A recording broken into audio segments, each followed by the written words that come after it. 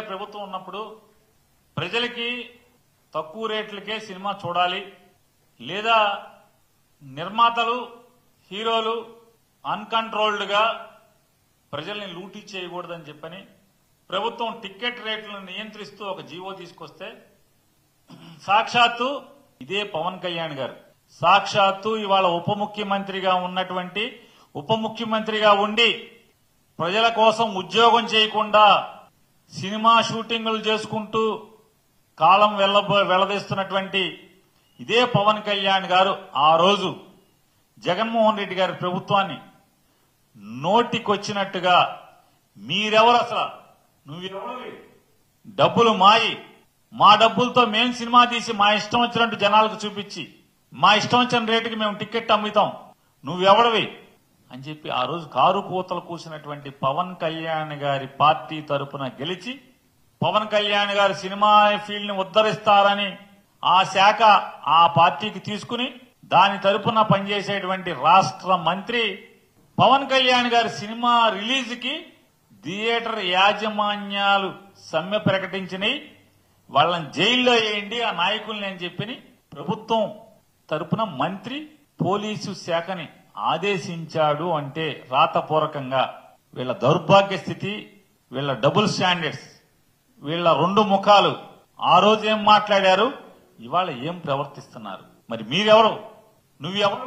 Cinema నిర్మాతలకి, డిస్ట్రిబ్యూటర్లకి, ఎగ్జిబిటర్లకి తగు నడుస్తుంటే వాళ్ళకి సమస్యలుంటే నీ సినిమా వాయిదా వేసుకోవాలి కదా, నీ సినిమా వాయిదా వేసుకోవాలి. అంతేగాని బెదిరించడం, జైల్లో వేస్తామని డీజీపీకి ఆదేశాలు ఇవ్వటం ఏమంటారు? దీన్ని దివాళా కోరుతనం కాదా పవన్ కళ్యాణ్ గారిది? ఏమంటారు, దివాళా కోరుతనం కాదా? ఆ రోజు ఏం మాట్లాడావు, ఆ రోజు ఏం ఎగబడ్డావు, తెగబడ్డావు. ఇవాళ నీ చెప్పు చేతల్లో ఉండేటువంటి ఒక మంత్రితో నీ సినిమా కోసం కొన్ని థియేటర్లో పిలిచి ఏమన్నా సమస్యలు ఏంటని అడిగావా? ఆ మంత్రి అడిగాడా? ఆయన అడగడు. ఆ మంత్రి గారు అడగాలి కదా. కొన్ని సినిమా వాళ్ళని పిలిచి ఏంటి సమస్య ఏంటి అని అడగాలి కదా. అయ్యేం అడగరు. జైల్లో వేస్తాం మీరు గనక సినిమా ఆపితే, అంటే ఆ రోజు జూన్ 1వ తారీఖు మీ సమస్యల కోసం సమ్మె చేస్తే జైల్లో వేస్తాం, తర్వాత చేసుకోండి సమ్మె సినిమా ఎత్తేసాక.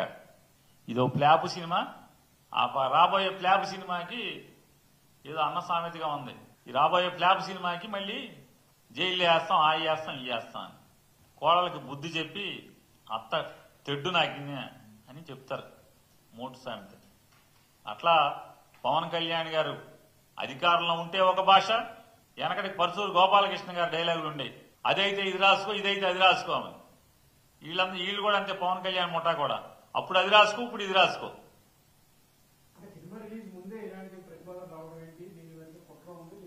అదే చెప్తున్నానండి, అదే చెప్తున్నాను. సినిమా ఎవరిది? ప్రభుత్వాందా? థియేటర్ల ప్రభుత్వానియా? సినిమా ప్రొడ్యూసర్లు డబ్బులు ఇచ్చేది ప్రభుత్వమా? వీళ్ళే మాట్లాడారు ఇవన్నీ. పవన్ కళ్యాణ్ గారు మాట్లాడాడు కదా, సినిమా మాది, ప్రభుత్వానికి ఏంటి సంబంధం? సొమ్ములు మాయి, మా కష్టార్జితం, మేము చెమటోడ్చి రెక్కల ముక్కలు చేసుకుని ప్రాణాలను పణంగా పెట్టి స్టంటులు చేసి మేము ఎంత కావాలంటే అంత తీసుకుని మేము యాక్ట్ చేస్తాం. సినిమా మాది, మా ఇష్టం వచ్చినట్టు మేము అమ్ముకుంటాం. ప్రభుత్వం నువ్వెవడవా అని చెప్పి మాట్లాడినట్టు ఇవాళ నువ్వెవడవి? సినిమా థియేటర్లని వాళ్ళ సమస్యల కోసం సమ్మెకెళ్తానంటే నువ్వెవడివి అంటున్నా. పోనీ పిలిచి అడిగావా? అరే ఒక్కోటి 50 కోట్లు 100 కోట్లు విలువైనటువంటి ఆస్తిలో ఉన్న ఒక్కొక్క సినిమా హాలు మల్టీప్లెక్స్లకి అయితే కనీసం ఆ సమస్య ఏంటో తెలుసా అసలు నీకు? మల్టీప్లెక్స్లకేమో షేరింగా, పర్సంటేజా, సింగిల్ థియేటర్ అయితేనేమో అద్దెస్తావా? కనీసం వాళ్ళ బట్టలు తుక్కునే డబ్బులు కూడా రావట్లేదు కదా. దాన్ని సమస్యగా పెట్టి మాకు కూడా మల్టీప్లెక్స్లకు ఇచ్చినట్టే వారం అద్దె కాకుండా మాకు కూడా పర్సంటేజ్ ఇవ్వండి అని వాళ్ళు అంటున్నారు. ఈయన ఒక మంత్రి, ఇది ఒక శాఖ, ఇది ఒక ప్రభుత్వం, దిక్కుమాలిన ప్రభుత్వం. ఆ మాజీ మంత్రి, నేను ప్రత్యేకంగా పేరు చెప్పను, మరి ఆ మాజీ మంత్రి యొక్క ఆలోచన విధానం ఏ రకంగా ఉందో నాకు తెలియదు, కానీ మరి మానవత్వం ఉందో లేదో నాకు తెలియదు. కానీ ఇవాళ ఒక సినిమా, ఒక బాగా హైప్ వచ్చినటువంటి ఒక మంచి సినిమా, లేకపోతే ఒక ఇక్కడ ఉన్నటువంటి మన స్వాతంత్రం కోసం పోరాడినటువంటి ఒక నాయకుడి యొక్క అంశంతో తయారైనటువంటి ఒక సినిమాకి సంబంధించి అది ఫ్లాప్ సినిమా అనేటువంటి మాటని చెప్పాడంటే, ఇవాళ నేను ఒకటే మనవి చేస్తున్నాను, ఒక సినిమా అనగానే నువ్వు మాట్లాడినటువంటి పిచ్చి పిచ్చి ప్రలాపనలా సినిమా తయారవ్వదు. సినిమా అనేటప్పటికీ దాని వెనక ఎంతోమంది కృషి ఉంటుంది. ఒక 3-4 సంవత్సరాల పాటు వ్యయ ప్రయాసలు కోర్చి ఆ సినిమాని నిర్మిస్తారు. ఆ సినిమాని నిర్మించినప్పుడు ఆ సినిమాకి సంబంధించినటువంటి నిర్మాత కానీ, ఆ సినిమా మీద ఆధారపడినటువంటి వందలాది మంది కుటుంబాలు కానీ, ఇవన్నీ కూడా ఆ సినిమా హిట్ అయితే 4 రోజులు వాళ్ళకి భోజనం వెళుతుంది. దాంతోపాటు మరొక కొత్త సినిమా తయారవడానికి ఇది ఒక ప్రాతిపదిక అవుతుంది. ఇలాంటి నేపథ్యంలో సినిమా రిలీజ్ కాకముందే నువ్వు ఒక రకమైన జడ్జిమెంట్ నువ్వు ఇచ్చావంటే నువ్వు ఎంతమంది కుటుంబాలతో ఆడుకుందామని చూస్తూ ఉన్నావు. నువ్వు ఒక బాధ్యత గల మంత్రిగా పనిచేసావా ఆ రోజు అనేటువంటి మాట అడుగుతున్నాను. ఇవాళ ఒక బాధ్యత గల ప్రజాప్రతినిధిగా నువ్వు ఆ మాట మాట్లాడచ్చా? నీ స్థాయి ఏంటి? సినిమా రిలీజ్ కాకముందే ఆ మాట అన్నావంటే ఎంతమంది కుటుంబాలతో ఆడుకుంటున్నావు నువ్వు చూస్తూ ఉన్నావు. ముందుగానే నీ జడ్జిమెంట్ ఇవ్వడానికి నువ్వేమైనా దైవాంశ సంభూతుడివా? ఏ రకంగా మాట మాట్లాడతావు? అంతకుమించి మీ పార్టీకి సంబంధించిన వ్యక్తినే ఆ వ్యక్తి చనిపోతే పర్వాలేదనే విధంగా రాజకీయాలు నడుపుతున్న వ్యక్తువు నువ్వు. నిన్న మాట్లాడేటువంటి అంశంలో ఏం మాట్లాడావు నువ్వు? చనిపోతే దాన్ని బట్టే ఈ రాష్ట్రం యొక్క పతనం ప్రారంభమవుతుంది, ప్రభుత్వం యొక్క పతనం ప్రారంభమవుతుందంట. అంటే చనిపోవాలని నువ్వు కోరుకుంటున్నావా? చనిపోవడం ద్వారా రాజకీయ ప్రయోజనాలు ఆశిస్తున్నావా నువ్వు? ఏమిటి నీ ఆలోచన? ఎక్కడైనా సరే నీ దగ్గర మానవత్వం లేదనేటువంటి మాట అనిపిస్తూ ఉంది. తర్వాత మేము డీజీపీ గారికి చెప్పి వీళ్ళందరినీ అరెస్టులు చేసేమన్నామని చెప్పేటువంటి మూర్ఖపు మాటలు మాట్లాడుతూ ఉన్నాం.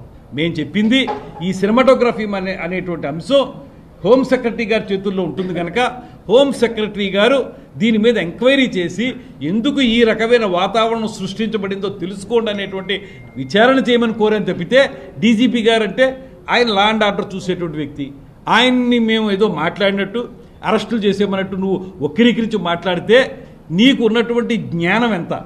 సినిమా విషయాల మీద నీకున్న పరిజ్ఞానం ఏంటి? దీన్నే అంటారు జంతు సమాన మూర్ఖత్వానికి నమూనా అని జంజాల గారు ఎప్పుడో అన్నారు. ఇలాంటి వాళ్ళని చూసే ఇలాంటి మాటలు మాట్లాడడం ఎంతవరకు సమంజసం? మేము కోరింది ఎవరైతే ప్రిన్సిపల్ సెక్రటరీ హోమ్ ఉన్నారో వారిని ఒక ఎంక్వైరీ వేయమన్నాం. ఎందుకు ఈ సినిమా రిలీజ్ సమయంలో ఇలాంటి వాతావరణం సృష్టించబడింది తెలుసుకోండి అన్నాం. దాన్ని బట్టి మేము భవిష్యత్తులో ఏ రకమైన కార్యాచరణ తీసుకోవాలో అనేటువంటి మాటని తెలియజెప్పడానికి మేము మాట్లాడిన తప్పితే డీజీపీ గారితో చెప్పాం, పోలీసులు పంపించి అరెస్ట్ చేయమన్నాం. ఏమిటికి తెలిసిన నాలెడ్జ్ ఏమిటి? నువ్వు మాట్లాడితే 4 మాటలు మాట్లాడి నీ టంగ్ ట్విస్టింగ్ తోటి ఏదో రకమైనటువంటి మాటలు మాట్లాడేచ్చు అనుకుంటే అది చెల్లదు. ఇవాళ ప్రజలందరూ గమనిస్తున్నారు. ఇవాళ అందరూ ముక్కు మీద వేలేసుకుంటున్నారు. ఫలానా వ్యక్తి చనిపోతేనే అప్పుడుతోనే నీ పత్రం ప్రారంభమవుద్ది అనేటువంటి మాట మాట్లాడారంటే అంటే మీ రాజకీయ ప్రయోజనాల కోసం మీ పార్టీ వ్యక్తి చనిపోవాలని మీరు కోరుకుంటున్నారా అని అడుగుతూ ఉన్నాను.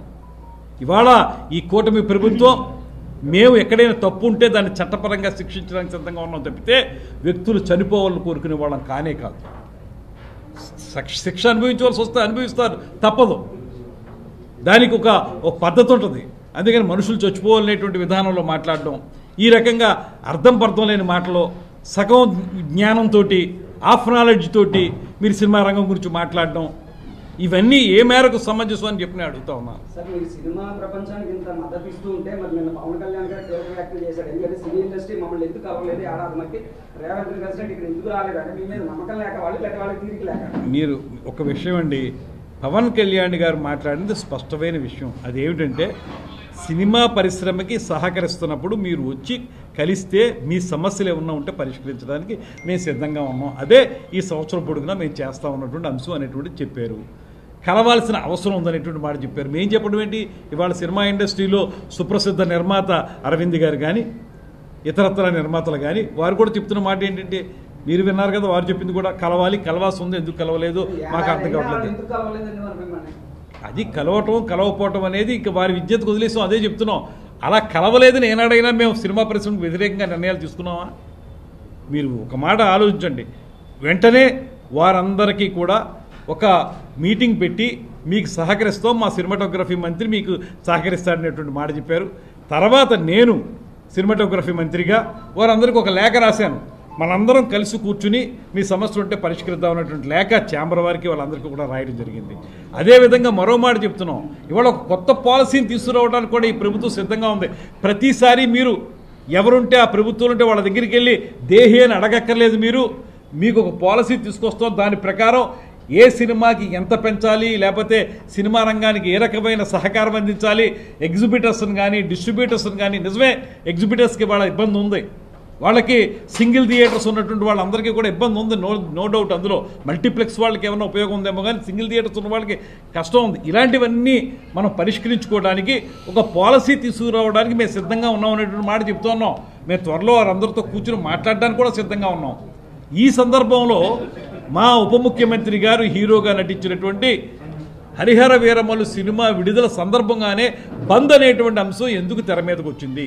పేరు మీద తెలుగు విశ్వవిద్యాలయాన్ని ఏర్పాటు చేశారు. దాంట్లో ఇన్స్ట్రుమెంటల్గా ఉన్నటువంటి వ్యక్తి కూడా బుచ్చ చౌదరి గారు. అందులో ఏ రకమైనటువంటి అనుమానం లేనే లేదు.